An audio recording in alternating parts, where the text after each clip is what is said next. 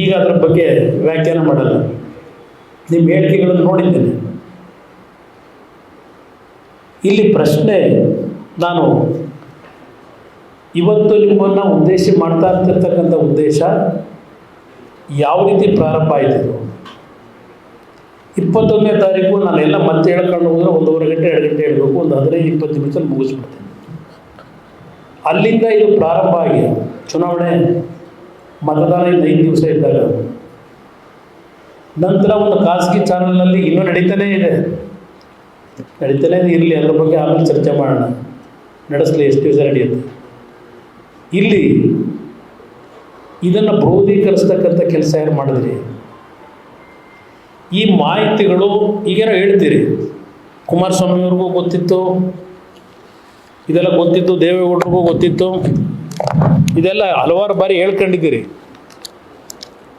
ಇಲ್ಲಿ ನಮಗೆ ವಿಷಯ ಗೊತ್ತಿದ್ರೆ ಯಾವುದೇ ಕಾರಣಕ್ಕೂ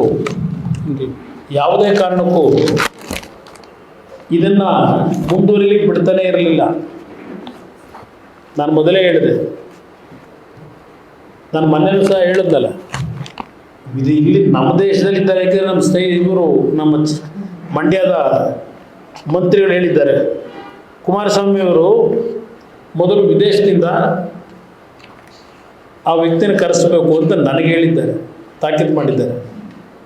ಪಾಪ ಖರ್ಗೆ ಅವರು ಹೇಳಿರಬೇಕೇನೋ, ಪ್ರಿಯಾಂಕಾ ಖರ್ಗೆ ಅವರು ಮೊದಲು ಅವ್ರನ್ನ ಕರೆಸಬೇಕು ಅಂತ ಹೇಳಿ ನಾನು ಕರೆಸಿ ಅಂತ ಹೇಳಿದ್ದಾರೆ. ನಾನು ಅವತ್ತು ಹೇಳಿದೆ, ನೋಡಪ್ಪ, ಬೆಂಗಳೂರಿನಲ್ಲಿ ಕರ್ನಾಟಕದಲ್ಲಿದ್ದಾಗಲೇ ನನ್ನ ಸಂಪರ್ಕದಲ್ಲಿಲ್ಲ, ನಾನು ಈ ವಿದೇಶದಲ್ಲಿ ಎಲ್ಲಿನ ಸಂಪರ್ಕದಲ್ಲಿ ಹುಡುಕ್ಲಿ ಅವನ್ನ ಅಂತ ನಾನು ಹೇಳಿದೆ. ಮೊನ್ನೆ ಮಾಹಿತಿ ಕೊಟ್ಟಿದ್ದೇನೆ ಮುಂದೆ.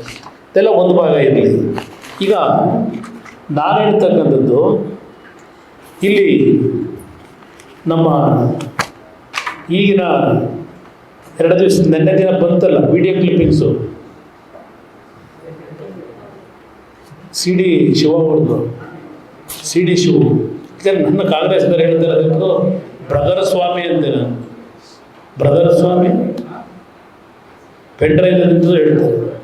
ಇಲ್ಲಿ HDK ಪೆನ್ಡ್ರೈವ್ರ ವಯಸ್ಸ ಈಗ ಬಯಲು DKC. ಹಾಸನದ ಸೆಕ್ಸ್ ವಿಡಿಯೋಗಳ ಬಗ್ಗೆ ಪ್ರಸ್ತಾಪಿಸಿದ DCM. ಈ ಮಂತ್ರಿಗೆ ಏನಾದರೂ ಜವಾಬ್ದಾರಿ ಇದ್ದಿದ್ರೆ ಈ ರೀತಿಯ ಹೇಳಿಕೆಗಳನ್ನು ಕೊಡೋದಕ್ಕಿಂತ ಮುಂಚೆ ಈ ಪೆನ್ ಡ್ರೈವ್ ಸಾರ್ವಜನಿಕವಾಗಿ ಬಂತಲ್ಲ, ತಕ್ಷಣ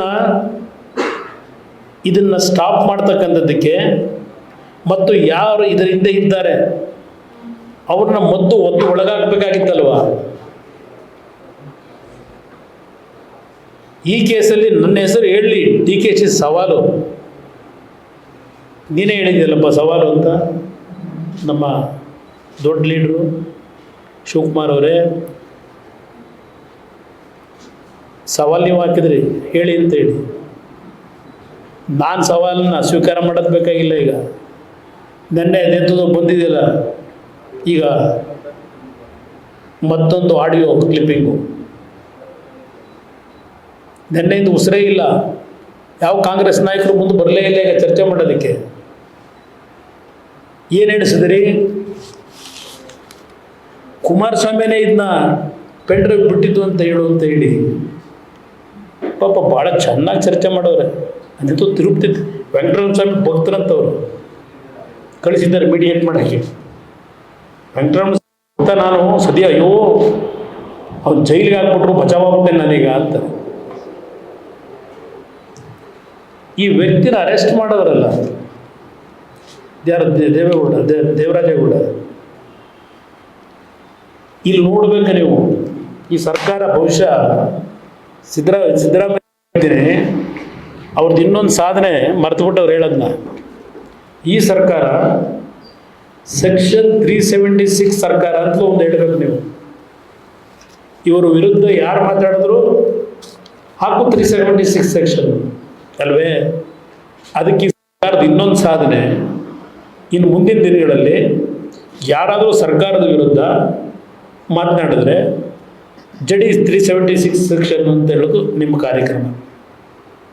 ಅವ್ರಿಗೆ ಜೀವಾವಧಿ ಶಿಕ್ಷೆ ಆಗಬೇಕು, ಮರಣದಂಡನೆ ಆಗಬೇಕು.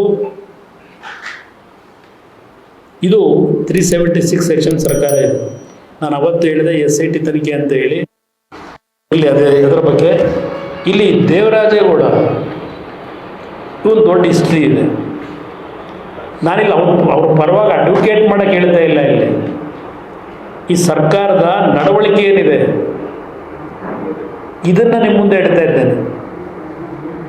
ದೇವರಾಜೇಗೌಡರಿಗೂ ರೇವಣ್ಣವ್ರಿಗೂ ಒಂದು ಭಾಗ ಇರಲಿ.